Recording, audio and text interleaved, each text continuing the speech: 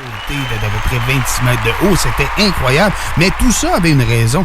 C'était en lien avec la croisière des Alizés, qui est un organisme à but non lucratif, dont la principale mission est de soulager les jeunes filles vivant avec des troubles du comportement alimentaire sur la voie du rétablissement par le biais d'activités de plein air, dont l'excursion en voilier. Le voilier, là, c'est... Pourquoi le voilier, en fait, pour répondre à ce trouble de comportement alimentaire, là? En fait, le voilier, c'est parce qu'on est dans le ici-maintenant.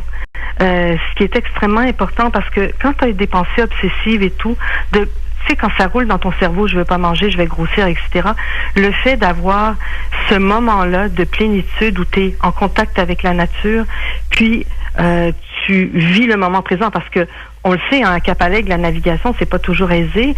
Il y a des vents, il y a des courants, il y a la marée, il y a plein de facteurs.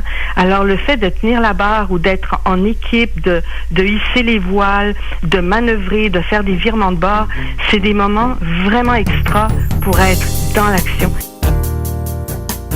Ça me touche particulièrement parce que ma fille a souffert de maladies mentales et de troubles alimentaires pendant plus de 7 ans. Donc, ça s'est déclaré à 14 ans. Ça a commencé par la maladie mentale, ensuite c'est tombé dans les troubles alimentaires rapidement parce qu'elle voulait avoir le contrôle sur quelque chose. Mais malheureusement, ce contrôle-là détruisait sa vie.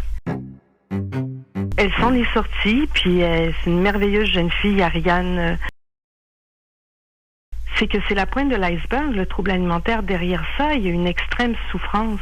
C'est une situation qui est très difficile, puis les budgets n'augmentent pas. La Maison L'Éclaircie, notre principal partenaire à Québec, était débordée parce que les cas ont triplé depuis la COVID. Dans plusieurs endroits, pour eux, ça a doublé, mais ils n'ont pas plus de ressources, ils n'ont pas plus de budget. Puis si en ce moment, il y a des parents qui sont peut-être aux prises avec ça, peut-être qui se questionnent, à se dire peut-être que ma jeune fille aurait un trouble du comportement alimentaire, est-ce que vous avez peut-être une piste de solution, un conseil à donner? D'aller chercher des ressources. Tu sais, quand c'est pas encore trop grave, la Maison L'Éclaircie de Québec, vous pouvez les appeler.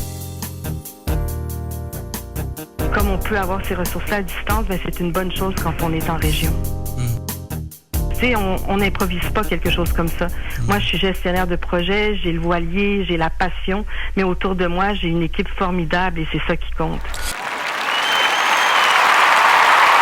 Merci à vous d'avoir jasé avec les auditeurs du FM Charlevoix. Puis vous êtes toujours la bienvenue s'il y a d'autres choses. Je remercierai tous nos commanditaires de la région parce que toute la ville a participé à ça. La ville de la Malbaie, les pompiers, les paramédics avec Bernard Otis.